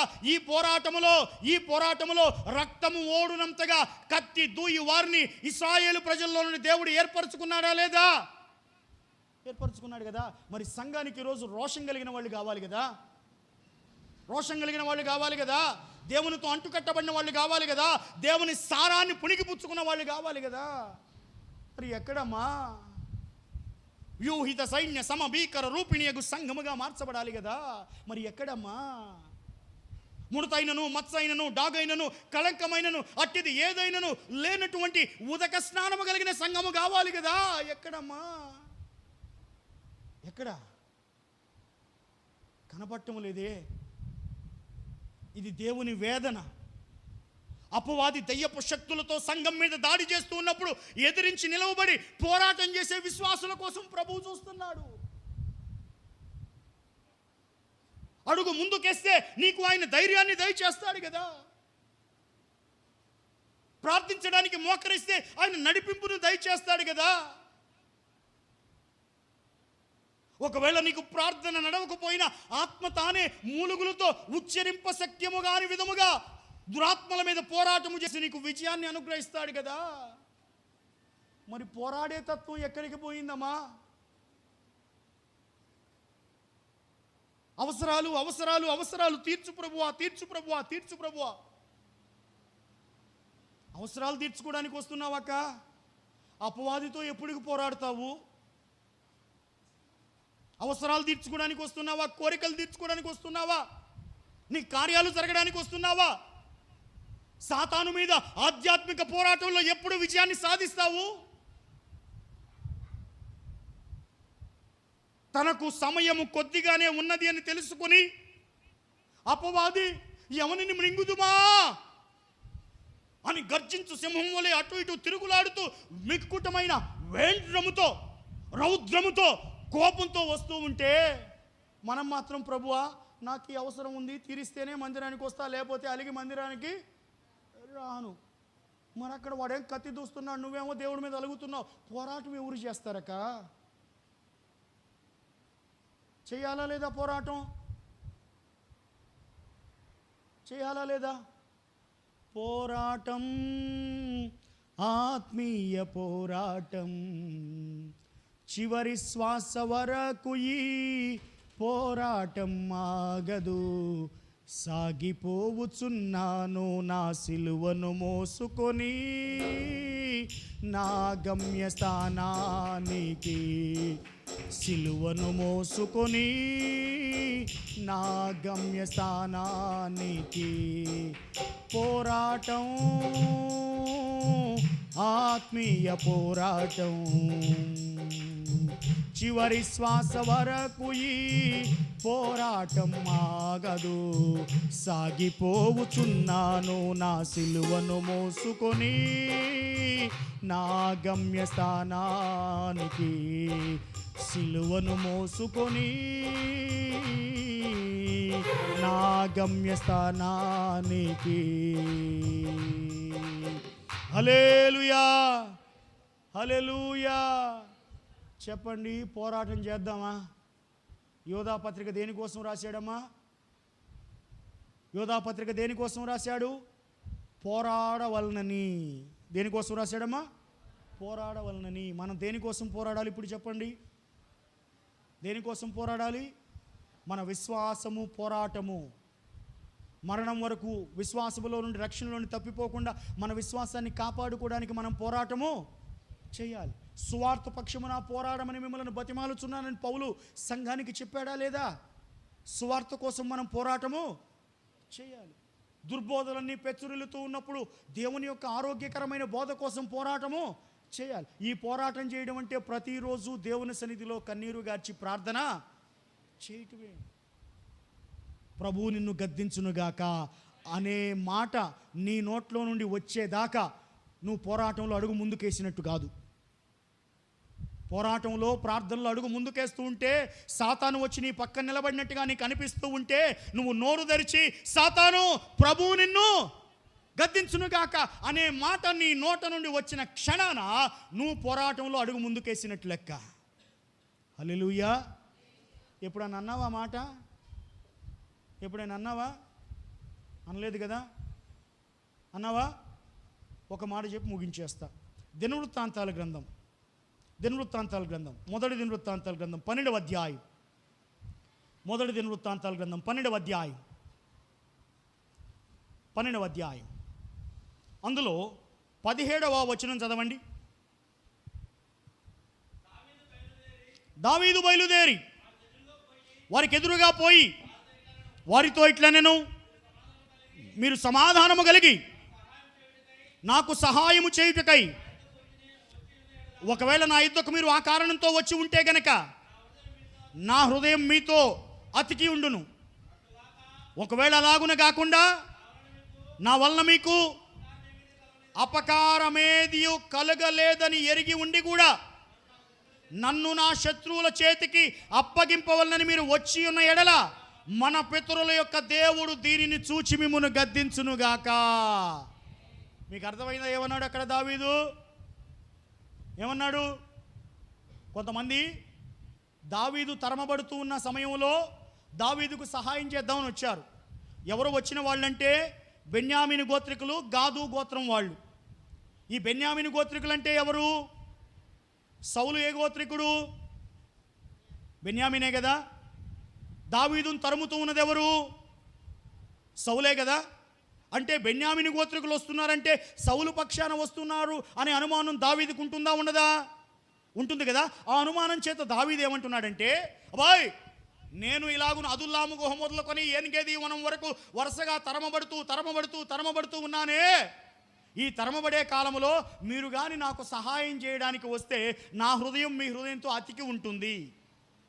ఒకవేళ అలాగున కాకుండా నన్ను గాని శత్రువైన సౌలు చేతికి అప్పగించాలి అని మీరు ప్రయత్నం చేస్తే గనక యెహోవా మిమ్మును గద్దించునుగాక. యెహోవా మిమ్మును గద్దించునుగాక. ఈ రాత్రి పాఠం మీ మీదకి కీడు చేయాలని వస్తున్న వారిని చూసినప్పుడు ప్రభువు నామంలో మీరేమని పలకాలి? యెహోవా మిమ్మును గద్దించునుగాక. సాతాను శక్తులు మీ మీద ఎగబడుతున్నప్పుడు ఏమని పలకాలి? యెహోవా మిమ్మును గద్దించునుగాక. దయ్యపు శక్తుల మీద విజయం సాధించాలంటే ఏమని పలకాలి? దేవుడు మిమ్మును గద్దించునుగాక, ప్రభు మిమ్మును గద్దించునుగాక. ప్రార్థనా పరులైన వారు పరిశుద్ధాత్మతో పలికే ఈ మాట ప్రభావము కలిగినదై నరకాన్ని వణికించేంత బలము దేవుడు నీకు దయచేస్తాడు. హల్లెలూయా, హల్లెలూయా, హల్లెలూయా. ఇది చాలా విస్తారమైన ప్రసంగం ప్రియులారా. నేను చాలా ప్రార్థనాపూర్వకంగా సిద్ధపడి వచ్చాను, కానీ సాతాను ఈ ప్రసంగం కొనసాగకుండా చాలా ఆటంకాలు కలిగిస్తున్నాడు. ఆత్మవివేచన వరం కలిగిన వారికి మాత్రమే ఈ విషయం అర్థమవుతుంది. హల్లెలూయా, హల్లెలూయా. సో మనం ఏమని పలకాలి? యెహోవా నిన్ను, ప్రభు నిన్ను, దేవుడు నిన్ను ఎవరితో పలకాలి? సాతానుతో పలకాలి. మన నాశనం కోరుకుంటున్న వాళ్ళతో పలకాలి. ఈ పలికే సందర్భంలో నువ్వు భయపడవచ్చా? పిరికితనంతో వెనక్కి తిరిగి పారిపోవచ్చా? వెన్ను చూపవచ్చా? యుద్ధంలో నుంచి మధ్యలో ఆగిపోయి వెళ్ళొచ్చా? వెళ్ళకూడదు. ఏమని పలకాలి? ప్రభువు నిన్ను. ఎవరు పలికారు ఈ మాట? ఎవరు పలికారు? మికాయేలు దేవదూత పలికాడు. ఎక్కడ పలికాడు? యూదా పత్రిక 9వ వచనంలో, జకరియా గ్రంథం 3వ అధ్యాయంలో మికాయేలు దేవదూత ఏమని పలికాడు? ప్రభువు నిన్ను గద్దించునుగాక. మనం ఏమని పలకాలి? యెహోవా నిన్ను గద్దించునుగాక, ప్రభువు నిన్ను గద్దించునుగాక. ప్రార్థన చేసుకుందాం. తలలు వంచుకొని కళ్ళు మూసుకొని ప్రార్థన చేసుకుందాం.